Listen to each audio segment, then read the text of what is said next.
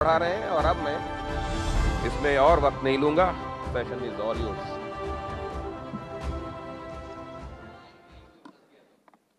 आप फंसा देते हैं। सबसे पहले तो आप सभी लोग जोरदार तालियों से अखिलेश जी का स्वागत करिए।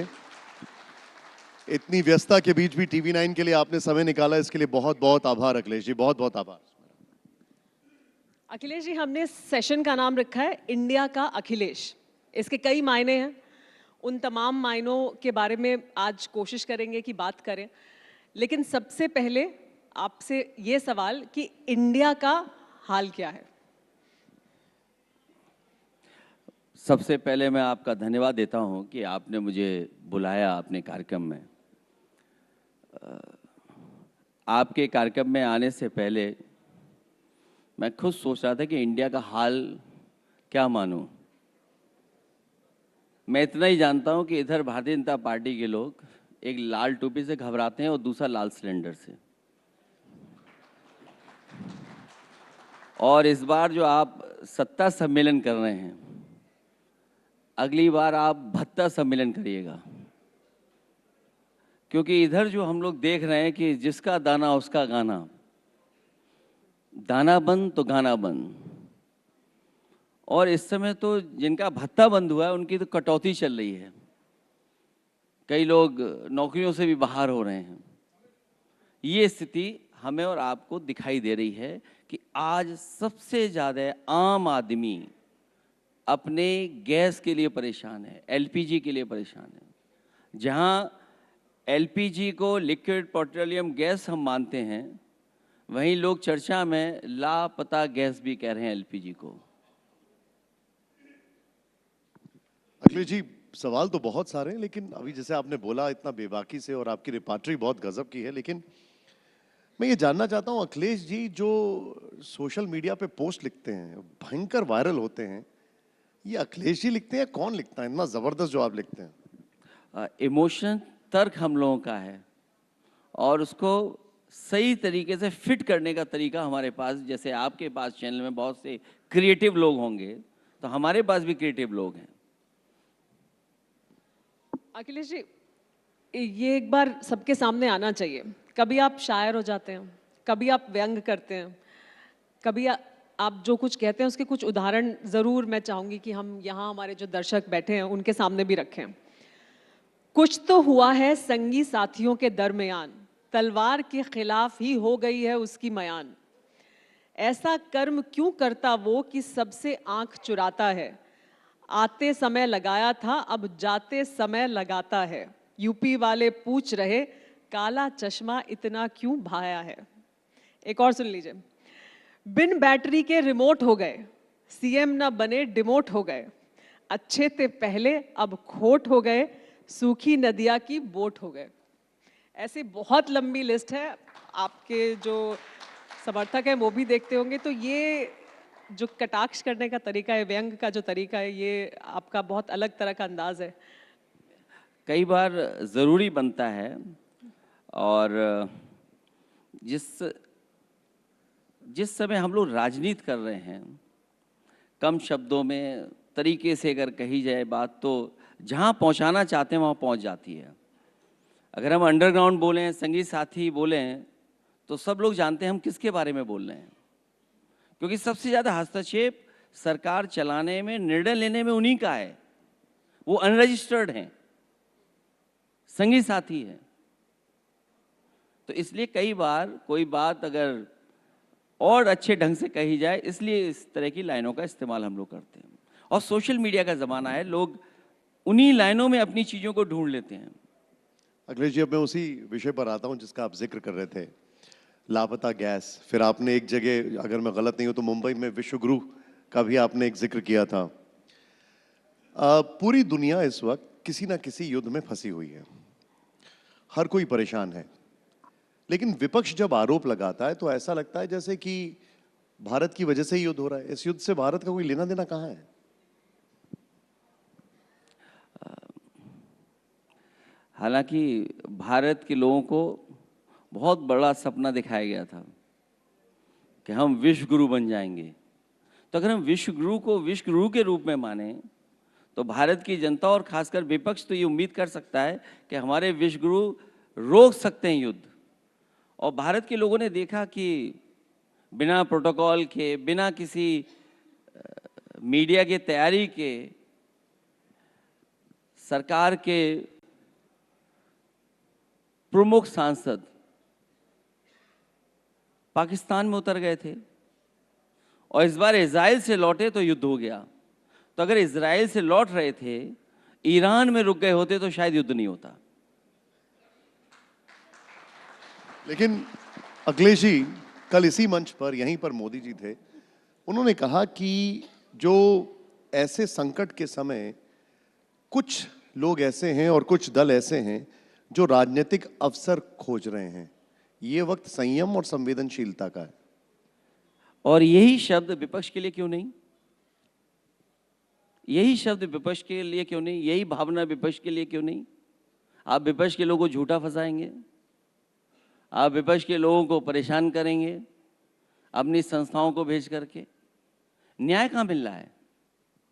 और जब मुख्य नगरी में हत्या हो जाए और राज्यसभा सांसद ये कहें कि अगर न्याय नहीं मिलेगा तो मैं राज्यसभा में सरकार को नंगा कर दूंगा, और प्रमुख नगर जो क्यूटो बनना था, जहां पर दौड़ा दौड़ा कर छात्र की हत्या हो जाए, तो स्वाभाविक है विपक्ष अपनी बात तो रखेगा।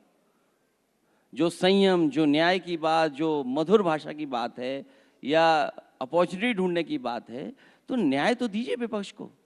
आप न्याय कब देते हैं?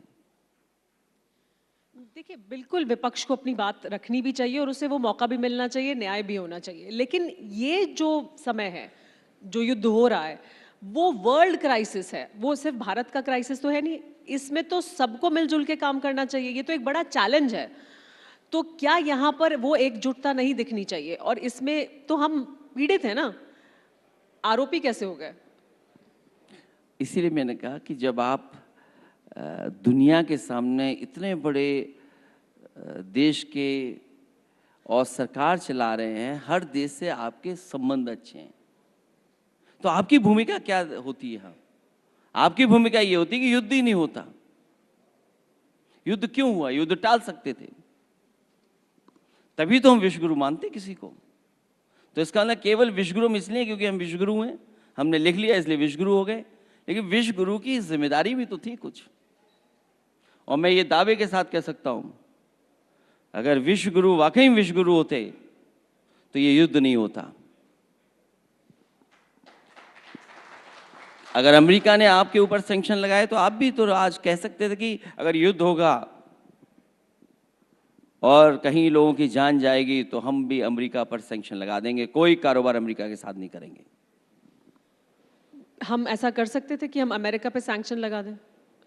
तभी तो फिर आप स्वीकार कर लीजिए कि विश्वगुरु नहीं है हम। नहीं, लेकिन देखिए, एक जो स्वाभाविक सवाल है कि अगर तेल क्राइसिस है या गैस क्राइसिस है, जिसकी आप जिक्र कर रहे हैं कि सिलेंडर नहीं मिल रहा है, नहीं मिल रहा है, लोगों को दिक्कत हो रही है, लेकिन वो पूरी दुनिया में लोगों के सामने दिक्कत है ना। लोग तो, तमाम ऐसे मुल्क हैं जो लोगों को कह रहे हैं कि आप भाई घर से काम करिए, आप तेल कम खर्च करिए, आप गैस कम खर्च करिए क्योंकि नहीं मिलेगी। तो वो सिर्फ भारत के लिए नहीं है, हमें उससे निपटना है, उस क्राइसिस से। ठीक है, क्योंकि आपने भी तो फैसला लिया। आपने पहले बोरी से चोरी की, बोरी में कटौती की, अब सुनने में आया कि वो 14 किलो का जो सिलेंडर है वो 10 किलो का ही मिलेगा, तो आपने तो शुरुआत कर दी। कहीं ऐसा तो नहीं कि आप ये कहें कि अब रोटी का साइज भी छोटा कर लो आप। तो हम तो हर चीज को फेस कर चुके हैं, देख चुके हैं। हम लोग सहमत हैं, सरकार अगर कोई सकारात्मक पॉजिटिव डिसीजन लेते हो सरकार के साथ हैं, लेकिन झूठा विश्वगुरु का सपना हम लोग नहीं दे सकते। आप हमारे किसानों के साथ सब समझौता कर लेंगे, आप फार्मर्स के लिए एनिमल्स फीड आप अमेरिका से लाएंगे। आपने अपने इंफ्रास्ट्रक्चर को कितना बेहतर किया किसानों के लिए, और आप कहते हैं हम अमेरिका से इतने बड़े पैमाने पे कारोबार करेंगे। तो आपकी डिप्लोमेसी फेल है, फॉरेन पॉलिसी विदेशी तय कर रहे हैं। देखिए, हमारे देश का सौभाग्य माने कि हमारी विदेश नीति भी विदेश तय कर रहा है, और विदेश फैसला ले पा रहा है हमारे देश से। तो इसका मतलब हमें कहीं ना कहीं अपने देश को मजबूती से खड़ा दिखाई देना पड़ेगा। अखिलेश जी, अब एक और विवाद की जड़, वो काफी ज्यादा चर्चा में रहा, आपका उस पर स्टेटमेंट भी आया। आपको नहीं लगता है कि शंकराचार्य अवमुक्तेश्वरानंद और यूपी सरकार दोनों तरफ से इस विवाद को बढ़ाया जा रहा है, बेवजह बढ़ाया जा रहा है? ये अच्छा हम लोगों को भी नहीं लगा। और तब जब उत्तर प्रदेश के एक मुख्यमंत्री योगी हैं, उन्होंने पूज्य शंकराचार्य के साथ ऐसा व्यवहार नहीं करना चाहिए था, पूज्य शंकराचार्य को अपमानित नहीं करना चाहिए था, क्योंकि पूज्य शंकराचार्य जी का अपमान हुआ इसलिए हम सब सनातनी लोग उनके साथ खड़े थे। कोई कल्पना कर सकता है कि जो हमारी सदियों से परंपरा बन रही, वैदिक समय से परंपरा रही कि शंकराचार्य लोग स्नान करने जाते थे गंगा में, लेकिन पाबंदी लगा दी, रोक लिया। पुलिस प्राइवेट ड्रेस में आकर के धक्का मारती रही, उन्हें अपमानित होना पड़ा, उनके बटुक, उनकी चुटिया खींच ली गई, चुटिया खींच करके मारा गया, उन्हें अपमानित किया गया। और ये तो कुछ नहीं, जिनका सम्मान करना चाहिए था उन्हें आप सम्मान भेज रहे थे, आप सर्टिफिकेट मांग रहे थे कि शंकराचार्य जी को सर्टिफिकेट किसने दिया? शंकराचार्य जी को किसी सर्टिफिकेट की जरूरत नहीं है। शंकराचार्य जी तब से हैं जब सर्टिफिकेट भी नहीं बनते थे किसी के। और फिर उन्हें किसने सर्टिफिकेट दिया योगी होने का? उनका योग तो हमने, आपने सबने देखा है। जब वो एक टांग पर योग कर रहे थे, हमने सबने देखा है।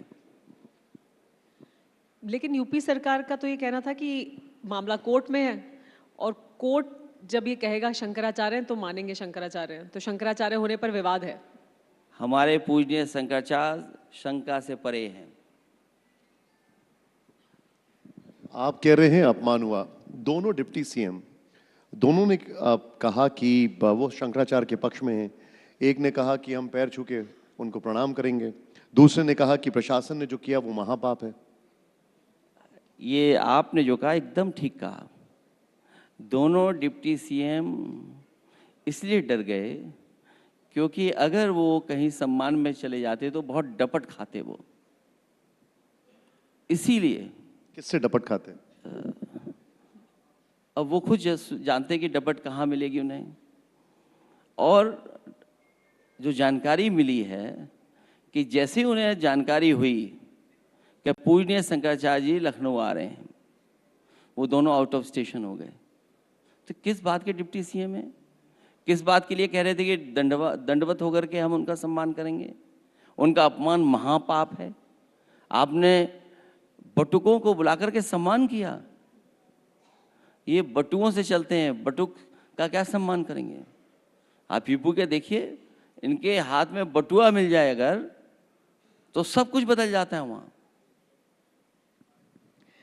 लेकिन जब आप अभी कह रहे थे कि सभी सनातनी आहत हुए शंकराचार्य के साथ जो हुआ उसको लेकर, जब आप उनका समर्थन करते हैं, उनके साथ खड़े रहते हैं, तो फिर दूसरी तरफ से जवाब ये आता है कि अखिलेश यादव भी तो रामभद्राचार्य जी के लिए इस तरह के शब्दों का, जगत गुरु रामभद्राचार्य जी के लिए इस तरह का शब्दों का इस्तेमाल करते हैं। क्या वो सनातन का अपमान नहीं है?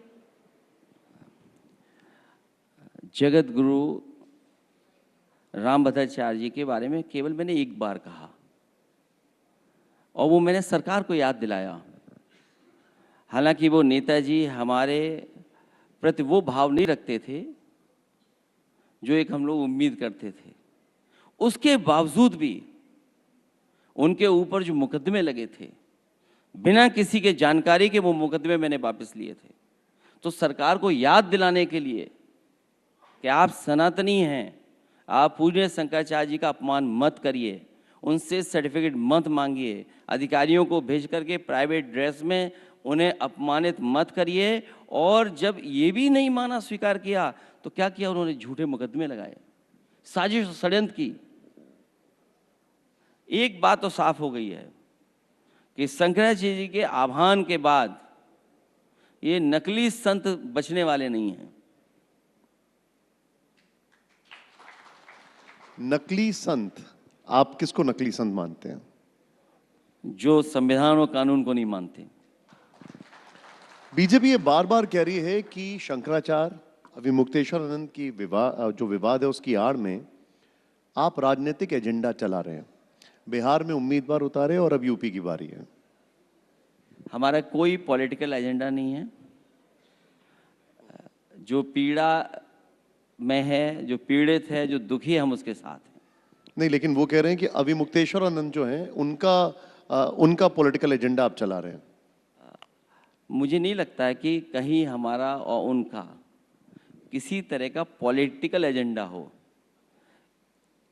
जो पीड़ित है, जो दुखी है, जो अपमानित है, उसके साथ पीडीए, हम समाजवादी पार्टी के लोग उनके साथ हैं। शंकराचार्य अविमुक्तेश्वरानंद जी का सबसे बड़ा मुद्दा है गौ माता को राज्य माता का दर्जा दिलाना। इसके लिए वो संघर्ष भी कर रहे हैं, इसके लिए उन्होंने विरोध प्रदर्शन भी किया। आपकी सरकार आएगी तो गौ माता को राज्य माता का दर्जा देंगे, और क्या आप घोषणा पत्र में लिखेंगे? क्या इस बारे में आपकी उनसे बात हुई? गौ सेवा हम आज से नहीं कर रहे हैं। हम जिस वंश के हैं, जहाँ से हमारी पीढ़ियाँ आई हैं, हम तब से गौ सेवा कर रहे हैं। और मैं आपको फिर भी याद दिलाता हूँ, बताता हूँ कि गाय सेवा हमारी हमेशा रही है और करते रहेंगे। ये भाजपा वालों के किसी के गाय वाय नहीं है, इनके मत धोखा खाइएगा आप। इन्हें केवल प्रेम गोबर से है, और कोई चीज़ इन्हें खराब करवानी हो तो भाजपा को दे दो आप। मुझे याद है उत्तर प्रदेश में समाजवादी सरकार में सबसे पहला काऊ मिल्क प्लांट कन्नौज में लगाया, बनकर के तैयार हो गया, यूपी का पहला काऊ मिल्क प्लांट। और तय ये किया था सरकार ने कि धीरे धीरे आसपास जो हमारी देसी गाय हैं वो बढ़ जाएंगी और जानवर हटा दिए जाएंगे। और अगर उससे भी नहीं काम चलेगा तो गाय के दूध के खरीदने के लिए, चाहे हमें भैंस के फैट कंटेंट से देख करके जो रेट मिलता है उसे 4 रुपये ज़्यादा देना पड़े, हम देंगे और गाय की सेवा करेंगे और गाय की संख्या बढ़ाएंगे। इन भारतीय जनता पार्टी के लोगों ने वो काऊ मिल्क प्लांट बंद कर दिया। इसलिए बंद कर दिया क्योंकि समाजवादी पार्टी ने शुरू किया था। और आज मैं ये दावा कर सकता हूँ, कह सकता हूँ कि देश का सबसे मॉडर्न काऊ मिल्क प्लांट था वो, जिसका उद्घाटन प्रधानमंत्री जी से करवाया। उसके बाद उत्तर प्रदेश की सरकार ने उसे बंद कर दिया। तो आप बताइए गौ सेवा कौन ज़्यादा करता है? हम ज़्यादा करते हैं कि बीजेपी वाले करते हैं ज़्यादा? अखिलेश जी, ये जो आप ऑफर निकालते हैं कि बीजेपी के 2 डिप्टी सीएम 100 विधायक लाएं और सीएम बन जाएं, क्या कहना चाहते हैं अखिलेश जी? अब मुझे जानकारी हो गई है कि उन दोनों डिप्टी सीएम पर एक भी विधायक नहीं है।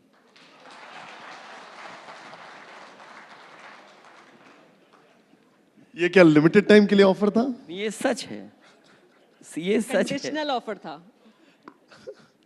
वो कह रहे लिमिटेड टाइम ऑफर था, मैंने कहा नहीं, कंडीशनल ऑफर था।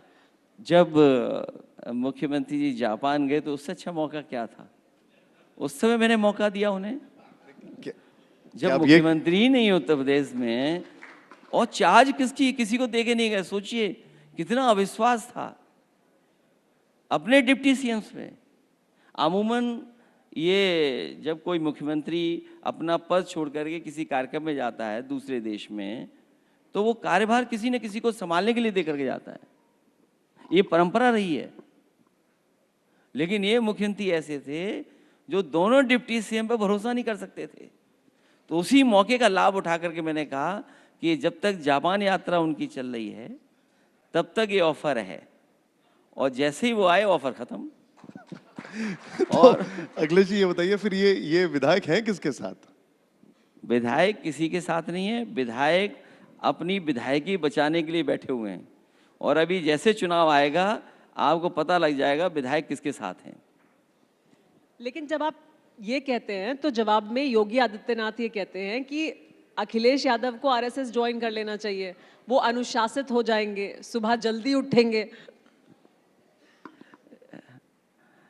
हालांकि उत्तर प्रदेश में गांजा बहुत पकड़ा जा रहा है, और इतना गांजा पकड़ा जा रहा है, हालांकि वो लिस्ट मेरे व्हाट्सएप पे है, मैं नहीं पढ़ना चाहता हूँ। राजधानी में पकड़ा जा रहा है, बनारस में पकड़ा जा रहा है, गोरखपुर में पकड़ा जा रहा है, ललितपुर में पकड़ा गया, झांसी में पकड़ा गया। कोई शहर उत्तर प्रदेश का ऐसा नहीं जहाँ पर गांजा न पकड़ा जा रहा हो। सवाल ये नहीं पकड़ा जा रहा है, हम लोग हर बार सवाल ये पूछते हैं जा कहाँ रहा था। और आजकल तो OTT का ज़माना है, कहीं ऐसा ना हो कि OTT वाले भी एक गांजा गंज कर करके कोई सीरियल बना दें या सीरीज बन जाए। उन पे कौन भरोसा करेगा। सोचिए उत्तर प्रदेश में क्या था, एक्सप्रेसवे बनने लगे थे, हालांकि अभी थोड़े बहुत बने हैं, लेकिन भारत सरकार ने कोई एक्सप्रेसवे नहीं दिया है। मेट्रो बनने लगी थी लखनऊ में, कानपुर में, आपके आगरा में, नोएडा में, और नोएडा से दिल्ली जोड़ने का, नोएडा से ग्रेटर नोएडा को जोड़ने वाला 1 इंच भी सरकार ने मेट्रो के काम को नहीं आगे बढ़ाया। जब आज मैं आपके इंटरव्यू में आ रहा तो मैंने अखबार में पढ़ा कि अब 2030 तक लखनऊ की मेट्रो पूरी करेंगे, जो 5 साल पहले मेट्रो पूरी हो जानी चाहिए थी। कब? 2030 में। देश के प्रधानमंत्री जी के क्षेत्र में पूरा DPR बना करके, फाइनेंशियल इंक्लूजन कर करके मेट्रो का प्रस्ताव दे करके मैं आया था और बजट भी दिया था उसके लिए। लेकिन उत्तर प्रदेश के मुख्यमंत्री ने देश के प्रधानमंत्री के क्षेत्र में मेट्रो नहीं बनने दी। इससे बड़ा दुर्भाग्य क्या हो सकता है, आप बताइए। मां गंगा को लेकर के क्या नहीं कहा गया कि मां गंगा ने बुलाया है। आप तो दिल्ली में रहते हैं, तस्वीरें वो देखते होंगे, यमुना का क्या हाल है। और याद रखिए आप, ये यमुना का पानी यमुना में नहीं रहता है, अंतोगत्वा ये भी मां यमुना का पानी गंगा में ही पहुंचता है। तो आखिरकार मां गंगा को कौन भूल गया है, क्यों नहीं सफाई हो पाई, उसका जिम्मेदार कौन है। तो इसलिए मुख्यमंत्री से कोई उम्मीद मत करो। जनता इस बार तैयार है, PDA के लोग तैयार हैं, और इस बार भारतीय जनता पार्टी का उत्तर प्रदेश से सफाया होने जा रहा है। लेकिन अखिलेश जी, केशव मौर्य तो कहते हैं कि 27, 32, 37 सरकार बीजेपी की ही बनेगी। आप समझ ही नहीं पा रहे हो, वो अपने कुर्ते का साइज बता रहे हैं। 27, 32 और क्या 37, वो अपने कुर्ते का साइज बना रहे हैं। जैसे जैसे आगे बढ़ रहे हैं, भ्रष्टाचार से उनके सब पेट बढ़ता चला जा रहा है। तो आप नहीं समझ पा रहे इतने दिन से। अखिलेश जी, लेकिन क्या आपको नहीं लगता कि संसदीय परंपरा में जो पहले नहीं हो रहा था वो अब हो रहा है, कटुता बढ़ती जा रही है, दोनों तरफ से कटुता बढ़ती जा रही है। किसने बढ़ाई, कौन जिम्मेदार है इसके लिए? इसके लिए भारतीय जनता पार्टी खुद जिम्मेदार है।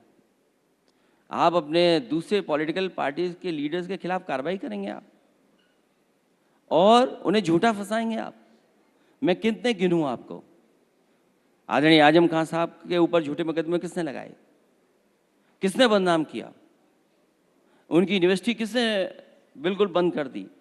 जो एक्ट विधानसभा से, जो फैसले कैबिनेट से लिए गए हैं, मुख्यमंत्री जी ने अपनी यूनिवर्सिटी बना ली, वही फैसले लिए हैं, वही कैबिनेट से पास किए हैं। लेकिन मोहम्मद आजम खान साहब की यूनिवर्सिटी बंद कर दी उन्होंने। हमारा एक विधायक इरफान सोलंकी, उसका कोई विवाद हुआ था किसी बात को लेकर के, आपने उसे जेल में डाल दिया। रमाकांत यादव विधायक, 25 साल पुराने मुकदमे में जेल भेज दिया आपने। आए दिन झूठे मुकदमे लगा रहे हैं आप फेक इनकाउंटर करा रहे हैं आप फेक इनकाउंटर के नंबर 1 बन गए आप, केवल ये साबित करने के लिए कि लॉ एंड ऑर्डर बेहतर है। और पुलिस पे कितना करप्शन है, एक सिपाही पर 100 करोड़ रुपए पकड़े जा रहे हैं, लेखपाल पे 100 करोड़ रुपए पकड़े जा रहे हैं, एक वकील जेल में है। जिस दिन हम लोग आवाज उठाना बंद कर दें, उसी दिन वो वकील मारा जाएगा। आपने गाड़ी पलट दी, बताइए आप, जान चलेगी उसकी। आप झूठे मुकदमे कौन लगा रहा है, झूठे मुकदमे क्यों लग रही है, फेक इनकाउंटर क्यों हो रहे हैं उसके लिए। मंगेश यादव को घर से उठा करके एसटीएफ ने मार दिया। एक झांसी में हुआ था इनकाउंटर, हमारे सब लोग गए थे वहां पर। ये शुरुआती दौर की बात बता रहा हूं मैं। और जिस समय इनकाउंटर हुआ, सबने कहा कि फेक इनकाउंटर है। उसकी पत्नी ने कहा कि अगर न्याय नहीं मिला तो मैं भी आत्महत्या कर लूँगी। उसने कई साल इंतज़ार किया, न्याय नहीं मिला उसको, उसने कुछ तो आत्महत्या कर ली। कौन है इसके लिए जिम्मेदार? ये जिम्मेदार भारतीय जनता पार्टी के लोग हैं। अगर कटुता आई है तो इसके लिए जिम्मेदार भारतीय जनता पार्टी के लोग हैं कि विपक्ष के प्रति कैसा व्यवहार है आपका। आप पैसा दे करके लोगों को बदनाम करते हैं, आप कई चैनलों को दाना खाना दे करके आप न्यूज़ चलवाते हैं। आप कौन जिम्मेदार है इसके लिए? लेकिन आप ये स्वीकार तो कर रहे हैं ना कि कटुता आई है। अगर वहां से कटुता आई है तो फिर आपकी तरफ से भी कटुता है। नहीं, हम तो हार पहनाएंगे, प्रेम करेंगे। हम क्यों नहीं प्रेम करेंगे? हम तो खरे खुद ही प्रेम कर रहे हैं। अखिलेश जी वो कहते हैं कि संसद नियम से चलती है, राहुल गांधी जो है वो नियम तोड़ते हैं, बिना नोटिस के वो विषय उठाते हैं, जिस किताब का पब्लिकेशन नहीं हुआ है उसको मेंशन करते हैं। उनका ये कहना है कि नियम तो लगातार विपक्ष की तरफ से और राहुल गांधी की तरफ से तोड़े जा रहे हैं। वो विषय बहुत बड़ा था और उस पर चर्चा लोकसभा में हुई, देश ने देखी, लेकिन एक सवाल वो छूट गया। मैंने एक फिल्म देखी थी 120 बहादुर, और उसके बारे में जो फौज के लोग और बहुत सारे लोग जानते होंगे, रिजांगला मेमोरियल को लेकर के उस समय भी ऐसी परिस्थिति थी कि उसे फैसला लेना था सीओ को, लेकिन सीओ ने फैसला लिया और कहा कि जो ऊपर से ऑर्डर आए मैं नहीं मानूंगा, मैं अपनी चेक पोस्ट बचाऊंगा, अपने भारत भूमि की जमीन बचाऊंगा। 120 बहादुर में सब शहीद हो गए, आखिरी गोली तक लड़े, आखिरी शरीर जो था वो लड़ता रहा, लेकिन उन्होंने जमीन बचा ली और उन्हीं की याद में रिजांगला मेमोरियल बना। बात यह है कि अगर जनरल साहब ने किताब में लिखा है तो आपको ट्रेनिंग मिली है वो जमीन बचाने के लिए। इसका मतलब भारत सरकार को उस पब्लिकेशन पर और उस आर्मी ऑफिसर पर कार्रवाई करनी चाहिए जिसने झूठ किताब लिखी है। सवाल राहुल गांधी जी पे नहीं उठाना चाहिए, कांग्रेस पे नहीं उठाना चाहिए, लोकसभा पे नहीं उठाना चाहिए। इसका मतलब कोई तो गलत है, सरकार गलत है, किताब छापने वाला गलत है, या जनरल साहब गलत हैं। आप बताओ कौन गलत है? अगर हम सवाल पूछ रहे हैं तो क्या गलत कर रहे हैं? अब सरकार की जिम्मेदारी बनती है कि उन पे कार्रवाई करें जिन्होंने गलत लिखा है या गलत छप रहा था। इसके लिए जिम्मेदार कौन है? संसद की जो कार्रवाई, अगर उसकी बात करें तो स्पीकर के खिलाफ अविश्वास प्रस्ताव लाया गया। सबको पता था कि ये अविश्वास प्रस्ताव गिरेगा। फिर उससे क्या हासिल हुआ विपक्ष को? क्योंकि ऐसे और तमाम मुद्दे थे उस समय भी और देश में इस समय भी हैं, वो तमाम मुद्दे भी जिनका आप जिक्र कर रहे हैं, जिनको कि उठाया जा सकता था संसद में, जिन पर चर्चा हो सकती थी, लेकिन इस पर अपनी पूरी एनर्जी लगाई गई। लोकसभा चलाने की जिम्मेदारी सरकार की भी है। मुझे याद है विधानसभा चलती थी और कभी विपक्ष के कोई सवाल होते थे, उनको स्वीकार कर करके उससे बहस होती थी। सरकार क्यों नहीं स्वीकार करती है बहस? सरकार विपक्ष के सवालों पर बहस करे। और स्पीकर साहब पे कम था, सरकार के खिलाफ ज्यादा था, क्योंकि सरकार क्यों दबाव बनाती है स्पीकर पर? सरकार की तरफ से क्यों दबाव बनता है? एक और बहुत अहम मुद्दा है जिसकी चर्चा हो रही है इस वक्त, मैं चाहूंगी कि आप उस पर आपके क्या विचार हैं ज़रूर रखें। कि ये कहा जा रहा है कि इसी सत्र में सरकार एक विधेयक ला सकती है और लाने वाली है परिसीमन के मुद्दे पर। सीटों की जो संख्या है वो 50% बढ़ जाएगी और उसके जरिए महिला आरक्षण भी लाया जाएगा। इस पर आपका क्या विचार है? हालांकि इस पर चर्चा बहुत हो रही है। हमारा मानना है कि सेंसस हो, जाति जनगणना हो और महिलाओं को आरक्षण मिले, और उसके बाद डिलिमिटेशन जो करना चाहते हैं, संख्या बढ़ाना चाहते हैं, लेकिन बिना दक्षिण भारत के पॉलिटिकल पार्टी से बात किए हुए इस पर कोई निर्णय नहीं लिया जाना चाहिए। हम अपना पक्ष तभी रखेंगे जब दक्षिण भारत के हमारे सभी मित्र दलों से बात हो जाएगी, क्योंकि लोग चर्चा दूसरी करने लगते हैं कि यूपी को लाभ होगा, यूपी में सीटें बढ़ जाएंगी। यूपी में तो प्रधानमंत्री भी दिया, यूपी को कौन सा लाभ मिल गया ज़्यादा? वो विषय पे हम बहस नहीं करना चाहते हैं। अब एक और चीज जो काफी चर्चा में है वो ये है कि मुख्य चुनाव आयुक्त को हटाने के लिए मुहिम चलाई जा रही है, उससे क्या मिलेगा? उन्हें अपनी क्रेडिबिलिटी साबित करनी चाहिए और उन्हें वोट काटने से ज़्यादा वोट जुड़वाने के लिए एक्सरसाइज करनी चाहिए। ये जो एसआईआर हुई है ये वोट काटने की एक्सरसाइज थी, वोट जोड़ने की एक्सरसाइज नहीं थी। और यूपी में तो कई बार पकड़े गए ये लोग। वैसे देश में तो चुनाव कई बार पकड़ा गया। अभी हाल फिलहाल एक पत्र चल रहा है, लेटर चल रहा है, जिसमें बीजेपी का खुद ही स्टैंप लगी हुई है, बहुत वायरल है वो लेटर। लेकिन यूपी को देखते हुए जो फैसले इलेक्शन कमीशन ने लिए, मैं उससे बिल्कुल भी सहमत नहीं हूं। इलेक्शन कमीशन बीजेपी से मिलकर के भेदभाव करता है। हमारा बाई इलेक्शन लूट लिया गया, पूरा लूटा गया। पुलिस ने वोट डाला, इलेक्शन कमीशन ने क्या किया? हमने कहा कि सीसीटीवी निकलवाइए, आपको पुलिस मिल जाएगी प्राइवेट ड्रेस में। एक एक व्यक्ति ने 6-6 वोट डाले। कौन सा प्रिसाइडिंग ऑफिसर होगा, कौन अधिकारी बूथ पे जाएगा, ये एडमिनिस्ट्रेशन ने तय किया। लेकिन चुनाव आयोग ने कुछ सुना नहीं। क्यों नहीं सुना चुनाव आयोग ने? और फिर अभी जब फॉर्म 7 भरा जा रहा था, बीजेपी के लोगों ने एक जो मजदूर है, गरीब है, जो पढ़ा लिखा नहीं है, जो दस्तखत नहीं कर सकता था, उसके दस्तखत कर करके हमारा वोट कटवा दिया। वो हम लोगों ने पकड़ लिया। वो नंदलाल को बड़ी मुश्किल से हम लोग ढूंढ करके लाए और सबके सामने हम लोगों ने खड़ा किया उसको। वो व्यक्ति साइन नहीं कर सकता, अंगूठा चलाता है, अंगूठा मारता है, उससे साइन करवा करके वोट काट दिए। मैं जानना चाहता हूं इलेक्शन कमीशन ने क्या कार्रवाई की अधिकारियों पर? कार्रवाई बता दें क्या की है। इलेक्शन कमीशन का नियम है कि इतनी बड़ी संख्या में ही फॉर्म 7 एक व्यक्ति भर सकता है। एक दशरथ नाम के व्यक्ति ने 100 से ज्यादा वोट कटवाने का दस्तखत कर दिए। और दस्तखत कहां से हो रहे हैं? कहीं उनकी एक ऑफिस है, उनके पास कोई कंपनी उन्होंने हायर की है, क्योंकि रिसोर्सेज की कमी नहीं है उनके ऊपर। उन्होंने कंपनी हायर की है, वोटर लिस्ट से नाम निकालते हैं, किसका वोट काटना है। सबसे ज्यादा मुस्लिम और पीडीए का वोट काटा उन्होंने। हम लोगों ने पकड़ा। बताइए क्या कार्रवाई की इलेक्शन कमीशन ने? इलेक्शन कमीशन ये बता दे कि नंदलाल के नकली दस्तखत करके जो आपने फॉर्म 7 भरवाया था, जिससे वोट काटा था आपने, उस अधिकारियों पे क्या कार्रवाई की आपने? लेकिन अखिलेश जी, जब आप एक पूरे इंस्टीट्यूशन पर सवाल उठाते हैं, चुनाव तो होंगे, अभी भी होंगे, आप भी चुनाव में मैदान में उतरेंगे, आपके उम्मीदवार भी मैदान में उतरेंगे, तो आप पूरी प्रक्रिया पर ही सवाल उठा दे रहे हैं। तो फिर आप जनता को किस आधार पर कहेंगे कि आप जाइए वोट करिए? क्योंकि उनका विश्वास तो आप खत्म कर रहे हैं। आप कह रहे हैं इस संस्था में विश्वास ही मत करिए। तो मैं तो चाहता हूं कि पूरे देश का भरोसा इलेक्शन कमीशन पे और बढ़े। एक नंदलाल जिसके आपने फर्जी दस्तखत किए, उस अधिकारी पे कार्रवाई कर दो। आप कार्रवाई क्यों नहीं कर रहे हैं? हम किससे कहें कि कार्रवाई करें? आप कॉन्स्टिट्यूशनल बॉडी हैं।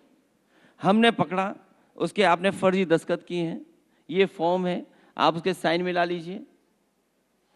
आपने कार्रवाई क्यों नहीं की? आपने इसका जवाब मैं किससे मांगूं? इसीलिए सवाल उठते हैं इलेक्शन कमीशन पर। ये तो एक बहुत छोटा उदाहरण दिया मैंने। ऐसे बाई इलेक्शन के न जाने कितने लेटर हम लोगों ने लिखे हैं। रामपुर का सबसे ज्यादा चुनाव लूटा था उन्होंने। वो विजुअल्स हैं जहां पुलिस रोक रही है लोगों को, वोट नहीं डालने दे रही है। बेईमानी न की होती बीजेपी के लोगों ने, तो उत्तर प्रदेश से ही भारतीय जनता पार्टी बाहर हो गई होती। अभी तो कम हारे हैं, ज्यादा हार गए होते। अब अखिलेश जी, हर किसी के मन में एक सवाल है। हमने देखा कि जब भी सरकार राहुल गांधी जी को घेरती है तो कांग्रेस के नेता जितने मुखर नहीं हो पाते हैं, उससे ज्यादा अखिलेश जी आ जाते हैं उनके बचाव के लिए। तो क्या यूपी के लड़कों की बॉन्डिंग फिर से दिखाई दे रही है? हम भारत सरकार जैसे नहीं हैं कि पानी का जहाज आपके क्षेत्र में आकर के अमेरिका ने डुबा दिया। हम लोग समाजवादी हैं। अगर हैं किसी के साथ तो पक्के उनके साथ हैं। तो 2027 में भी साथ हैं? बॉन्डिंग दिखेगी यूपी में? अभी तक तो साथ हैं हम लोग, और 27 में भी साथ होंगे। पिछले 2-3 सेशंस में हमने देखा संसद में सारा जो विमर्श था वो राहुल गांधी के इर्द गिर्द था। कांग्रेस के नेता भी राहुल गांधी को हीरो की तरह देख रहे हैं। अखिलेश जी इसको कैसे देखते हैं? ये सवाल मुझसे क्यों पूछते हैं आप? नहीं, आपका परसेप्शन तो नहीं, मैंने अपना बता दिया। हम तो मित्र आप दल उनको हैं हीरो उनके। की तरह देख रहे हैं। नहीं, हम तो मित्र दल हैं उनके। लेकिन अखिलेश जी, जब आप पश्चिम बंगाल जाते हैं तो आप ममता दीदी को हीरो की तरह देखते हैं। आप ममता दीदी का वैसे समर्थन करते हैं। आप ये कहते हैं कि बीजेपी से अगर कोई लड़ रहा है तो दीदी लड़ रही हैं। जिस समय इंडिया गठबंधन बना था, जो रीजनल पार्टी जहाँ पर जिस दल की ताकत ज़्यादा है, जो बीजेपी से लड़ रहा हूँ उसके साथ है, उसी सिद्धांत पे आज भी मैं वैसे ही खड़ा हूँ। लेकिन ममता दीदी का कहना है कि जब तक राहुल गांधी विपक्ष की अगुवाई करते रहेंगे बीजेपी जीतती रहेगी। आपका इस पे क्या टेक है? मैं ये जानता हूँ कि बंगाल में भारतीय जनता पार्टी सम्मानजनक हार का रास्ता ढूंढ रही है। लेकिन मैंने आपसे पूछा था कि दीदी जब ये कहती हैं कि अगर विपक्ष की अगुवाई राहुल गांधी करेंगे तो बीजेपी ही जीतेगी। ये अभी अगुवाई की कोई बातें नहीं है। अभी फिलहाल बंगाल में चुनाव है, भारतीय जनता पार्टी रास्ता ढूंढ रही है कि सम्मानजनक हार कैसे, उसका रास्ता कैसे निकालें। नहीं, लेकिन अखिलेश जी, बहुत से दल ये आवाज उठाते हैं कि इंडिया गठबंधन की अगुवाई ममता बनर्जी को करनी चाहिए। कुछ लोग अखिलेश यादव की मांग करते हैं कि अखिलेश यादव को अगुवाई करनी चाहिए। नहीं, हम तो यूपी से बाहर जाना नहीं चाहते। अभी फिलहाल यूपी में हम लोगों को लड़ना है और यूपी के ही विकास के लिए काम करना है। अपनी स्थिति तो आपने साफ कर दी, मगर इंडिया गठबंधन में ममता बनर्जी जी की क्या जगह हो सकती है? यूपी के झूठ से इसलिए लड़ना है कि आज ही अखबार मैंने विज्ञापन पढ़ा कि सिंगल विंडो क्लियरेंस के लिए कोई नई चीज़ कर रहे हैं। बताइए, जब विदाई का समय आ गया है तब सिंगल विंडो क्लियरेंस कर रहे हैं। बड़ा विज्ञापन दिया उन्होंने, उनका खुद ही इस बार होने जा रहा है। बाहर का रास्ता निकलेगा उसी से। अब देखिए, आपने एक हमें टीजर तो दे दिया, लेकिन मैं आपसे जानना चाहूंगा कि जो 5 राज्यों के चुनाव हैं, आप कैसे देखते हैं इनके नतीजों को? बीजेपी की बहुत बुरी हार होने जा रही है, सभी में, सभी जगह। एक बार फिर अगर उनके पास है ही कौन सा स्टेट है उनके पास? एक ही स्टेट है, वो वही तो हारना है उन्हें, फिर तो सब हार ही रहे हैं वो।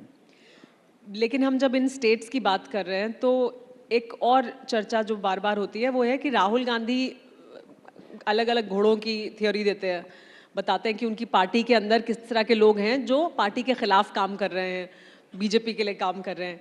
हेमंत बिस्वा शर्मा कहते हैं कि कांग्रेस पार्टी के तो 30% वोट जो टिकट हैं वो मैं ही बांटूंगा, मेरे पास सारा जो कंट्रोल है वो मेरे पास मौजूद है।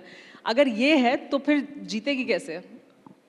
हालांकि इससे ज़्यादा बीजेपी में चलता है, लेकिन बीजेपी की बात बाहर नहीं आती है। ये कांग्रेस को मीडिया मैनेजमेंट करना चाहिए।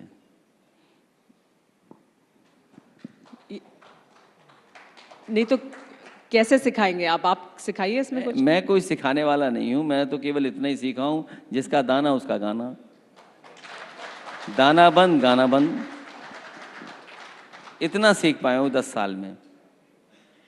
लेकिन अखिलेश जी, एक सवाल मेरा आपसे, आपके 2027 के जो प्लानिंग है उससे जुड़ा हुआ भी है कि पिछली बार जब आपने टिकट डिस्ट्रीब्यूशन किया उसकी बहुत चर्चा हुई, लेकिन उसमें एक चर्चा ये भी हुई कि आपका जो कोर वोटर जिसे कहा जाता है उनके टिकट थोड़े कम हुए। अब फिर ये चर्चा हो रही है कि उनके और कम हो सकते हैं। क्या इस तरह की रणनीति पे काम करेंगे आप जीत के लिए? जितने भी समाजवादी सोच के लोग हैं, सेकुलर सोच के लोग हैं, लोकतंत्र को मजबूत करने वाले लोग हैं, और जो लोग सामाजिक न्याय का संघर्ष करते रहे हैं, जो लोग सामाजिक न्याय के राज की स्थापना के लिए और पीडीए के हक और सम्मान के लिए जो लड़ना चाहते हैं, और किसी का भी हक नहीं मारा जाएगा, जो जीतने वाला होगा वही टिकट पाएगा। और यूपी में जो समीकरण है, समीकरण के आधार पर ही हम लोगों को मौका देंगे। अखिलेश जी, एक चीज सामने आई हमारे, वो ये है कि राहुल गांधी जी ने चिट्ठी लिखी पीएम को और काशीराम जी को भारत रत्न देने की मांग की है। आपका इस पर क्या टेक है? मैं थोड़ा लेट हो गया इसमें पत्र लिखने में लेकिन पत्र हम लोगों को इसलिए भी लिख देना चाहिए था कि मान्यवर काशीराम जी का बहुत बड़ा योगदान है पीडीए समाज को जगाने में, बहुजन समाज को जगाने में। और साथ ही साथ एक समय ऐसा भी आया था जब लोकसभा में वो नहीं पहुंच पा रहे थे, तो नेताजी ने और समाजवादी पार्टी ने मिलकर के इटावा से सबसे पहले उन्हें लोकसभा में भेजा था। तो समाजवादियों का बहुत बड़ा योगदान है बहुजन समाज को हक और सम्मान दिलाने के लिए और सत्ता तक पहुंचाने के लिए। इसलिए पत्र उन्होंने पहले लिख दिया, पत्र हम लोगों को पहले लिख देना चाहिए था। लेकिन अखिलेश जी, बहुत सारे लोग नेताजी को भी भारत रत्न देने की मांग करते हैं। क्या अखिलेश जी भी कोई चिट्ठी लिखेंगे? देखिए वो क्योंकि मेरे पिताजी रहे और पार्टी उन्हीं की है, उन्होंने विचार दिया है, इस पे मैं कुछ नहीं कह सकता हूँ। कि वर्कर्स की भावना है, लीडर्स की भावना है, उस पे मैं कोई टिप्पणी नहीं करना चाहता हूँ। अखिलेश जी, एक आखिरी सवाल। यूजीसी पर काफी विवाद हुआ, छात्र सड़क पर आए, आरोप लगा कि विपक्षी पार्टियों की तरफ से कोई स्टैंड नहीं लिया गया। हालांकि आपका रिएक्शन सुप्रीम कोर्ट के उस पर आया, लेकिन कोई स्टैंड नहीं लिया गया विपक्षी पार्टियों की तरफ से। नहीं नहीं, ऐसा नहीं है। सबसे पहले हम लोगों ने कहा कि दोषी बचे नहीं और अन्याय हो नहीं, ये बात हम लोगों ने पहले कही। और आखिरकार साजिश कौन कर रहा है? कभी फिल्म बनाने की साजिश करना कौन कर रहा है? फिल्में बनवाने की साजिश कौन कर रहा है? क्वेश्चन पेपर में आखिरकार कौन क्या डाल रहा है? हम लोग न्याय चाहते हैं और कोई भी दोषी हो वो बचे नहीं, और अन्याय किसी के साथ होने नहीं देंगे। ये पीडीए और समाजवादी पार्टी का हमेशा सिद्धांत रहा है। अखिलेश जी, अभी राज्यसभा की सीटों के लिए जब चुनाव हुए तो हमने असदुद्दीन ओवैसी और तेजस्वी यादव के बीच थोड़ी सी दोस्ती देखी, बॉन्डिंग देखी। वो गुंजाइश कुछ अखिलेश यादव जी के साथ भी बनती है असदुद्दीन ओवैसी की? अभी 2024 का चुनाव हम सब ने मिलकर के जीता है। उसी रणनीति को और मजबूत बना करके, उसी रणनीति पर और लोगों को जोड़ करके हम लोग आगे बढ़ेंगे। तो वैसी साहब भी जुड़ सकते हैं, गुंजाइश है? हम किसी के बारे में नहीं कह सकते हैं। जो हमारी रणनीति रही है पीडीए की, हम उस रणनीति से अलग नहीं होने जा रहे हैं। सामाजिक न्याय के राज की स्थापना के लिए और पीडीए समाज को जोड़ने के लिए, जो पीड़ित होगा, जो दुखी होगा, जो अपमानित होगा, उसको हम जोड़ने का काम करेंगे। अखिलेश जी, पिछली बार भी उन्होंने दरवाजा खटखटाया था आपका, इस बार भी आते हैं, दरवाजा खटखटाते हैं, तो कोई गुंजाइश बनेगी? अखिलेश यादव स्वागत करेंगे, गले मिलेंगे? अब आप इतना ही पूछ रहे हो तो मैं ये बता दें, लोकसभा में हम दोनों अगल बगल बैठते थे एक जमाने में। नहीं, वो तो वो जमाना था, अब इस जमाने में क्या होने वाला है? 27 की बात है अब तो। मैंने आपसे कहा कि पीडीए की रणनीति को हम लोग आगे बढ़ाएंगे। पीडीए ने जिताया हमें, हम लोग पीडीए के साथ खड़े दिखाई देंगे। अखिलेश जी, बहुत बहुत शुक्रिया, आपने समय निकाला, लेकिन अभी आप मंच पे बने रहिएगा। एक बार जोरदार तालियां अखिलेश यादव जी के लिए प्लीज।